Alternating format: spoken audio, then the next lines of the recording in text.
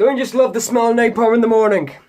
Apocalypse Now, the final cut, was released in 2019 to celebrate the 40th anniversary of the movie. I've now had a chance to see it. I got the movie, and yes, I was really excited to see the ultimate final edition, which is 20 minutes longer than the theatrical cut from 1979, and it's 30 minutes shorter from the 3.5-hour Redux edition, which I haven't seen. So, I thought it'd be great to start watching the final cut. I'm pretty sure that Francis Ford Coppola said that this is the best cut, and many people have said it's the best cut, so I thought I'd start by watching this one. It's got a brand new resolution and sound design, which was great, in 4K as well, which was... Whoa, that looked amazing. So let's talk about Apocalypse Now. I want to talk about the movie, and I also want to talk about this new final cut, and I just want to review the film, because I thought it would be a good time to do it. Let's talk about Apocalypse Now. This movie was revolutionary. I mean, at the height of the Vietnam War, this movie came out in 1979, so it was ahead of its time then. But still, as a war movie, if it was released today, of course, we have the new resolution now, which looks phenomenal. I mean, this movie looks better than the majority of things I saw in 2019, which is pretty impressive. And the 4K really helps the impact, and the sound as well. Booms off the screen, the explosions and everything just sound amazing. But the visuals, the 4K resolution is absolutely mind-boggling to look at. It looks phenomenal, and it really, really adds to the experience of this movie. And this movie is extremely bizarre. It's very strange for a war film. This movie was, again, ahead of its time, not just because of that, but the way it portrays the war, but because of just how bizarrely it is. I mean, it's a story of Martin Sheen's character, who, well, as he states, he's a soldier, and he goes on this very, very long mission to find and kill, or assassinate, Marlon Brando's character at the end of the movie. And if you've never seen Apocalypse Now, I might get into some spoilers. So if you've never seen Apocalypse Now, it's fine if you've seen the normal cuts of it. If you just haven't seen the final cut, then I won't. There's nothing new in it that's going to spoil it anything for you. So this might be a review for the final cut of the movie. But if you have not seen Apocalypse Now, I'd recommend definitely watching the final cut, because it's great and it's amazing, and the resolution is a lot better than the previous two versions, I'm assuming. So I recommend to that. But if you have seen Apocalypse Now, any of the three versions, then there will be spoilers here. And he goes to assassinate Marlon Brando's character, and it's all about that change, how the war affects you, of course.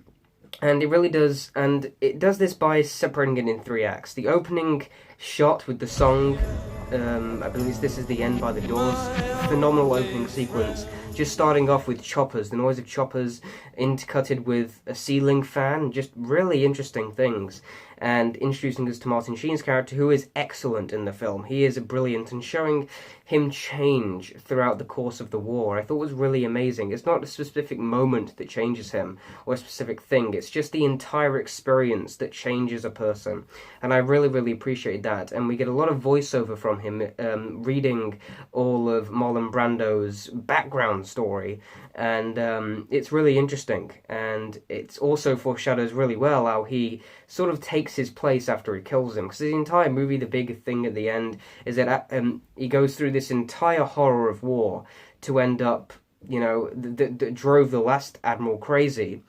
and for him to do that, and looking through all this war, it drives him crazy himself, and now they're obviously going to send people, maybe afters, to assassinate him.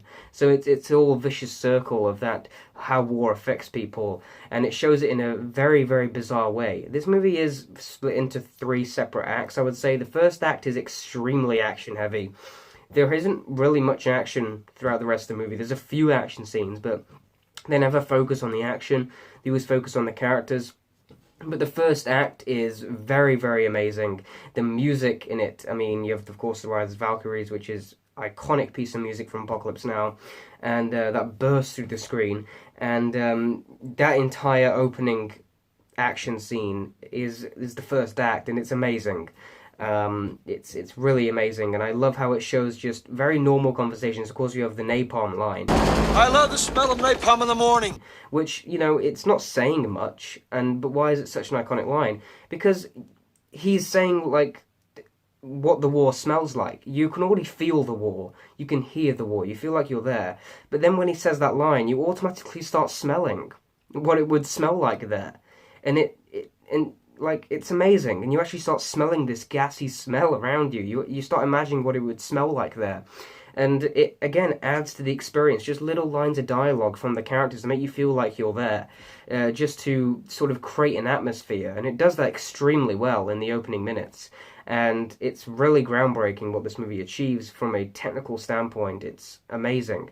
But also from a story standpoint, because it's just, again, it's so bizarre. You have the second act, which is just, really just a few guys on a boat, traveling through the war, experiencing things. And that was very investing. Then the film halts. And they go to this French person's house, and apparently in the Redux version this scene is really, really extended, but in the final cut they do cut out quite a lot of that, and I'm glad they do, because that's where the movie slows down for me. If I had to pinpoint one little thing, I'd say it slows down a bit there, but that's a minute flaw, and it sort of removes the intensity, but that's literally it, and that's a tiny, tiny thing I can pick out. But when it gets into the third act, this really gets a bit insane. It's sort of very fantasy-like. It's really odd. It's like they're on a different planet, ruled by someone completely mental, and it's very, very obscure. It's very strange. The lighting in this movie is amazing. The pinks, the yellows, the oranges, just really exotic colours, making it feel almost fantasy-like. And it's really, really strange, because war is always a deep, dark, depressing thing, and this movie puts some colour into it, puts some madness into it, and it's really odd, and it's really strange, and the music also is really telling throughout each scene as well, and I really love the music in this movie. But the feel that you get from Apocalypse Now is not the feel that you would get from your run-of-the-mill war movie. And this movie came out in the 70s, which is even more impactful. Let's talk about the final cut now, because of course you have the resolution, which is automatically better, but you can tell they've paced it out a lot better, because there's certain moments where you can see that there would be more there, but they've paced it out so it's a more steady experience, and it's more coherent, so it's not everything in the movie and all put into one, and it's too much, which I'm assuming what the Redux one was, and then the original one just didn't have enough, because they had to cut out so much because of time limitations at the time. And it's amazing watching it today, and it's a great experience. Apocalypse Now is really excellent. It's a great movie. If you haven't seen it before, I'd recommend watching the final cut. I had a great experience watching it. I thought it was really, really great. I enjoyed watching it for the first time a lot. It's really impactful. I wouldn't say it's ever a tense movie. It's never exhilarating, or it's never something that gets your blood pumping. It's something that you just look at and feel things. And that's more impressive to me. And I feel like it's a more impressive thing. And it gets the last moments are really, really interesting. The performances are really good. Martin Sheen, I think, is the standout in the movie. Marlon Brando's hardly in it, and he doesn't really do much, to be honest. But I appreciate his character, and his character's there to tell the story very, very well. And it sort of was the template then for every other war movie that came after it, and it still stands today as a classic. And, you know, it's not a flawless movie. It's a movie I can pinpoint little nitpicks with, but a movie that's impact is so much, I can't help from giving it my highest grade. I'm gonna give Apocalypse Now, the final cut, an A+. I'm also gonna give this movie a 10 out of 10. Guys, check out the final cut of Apocalypse Now if you haven't yet, and of course, thanks for watching, and goodbye.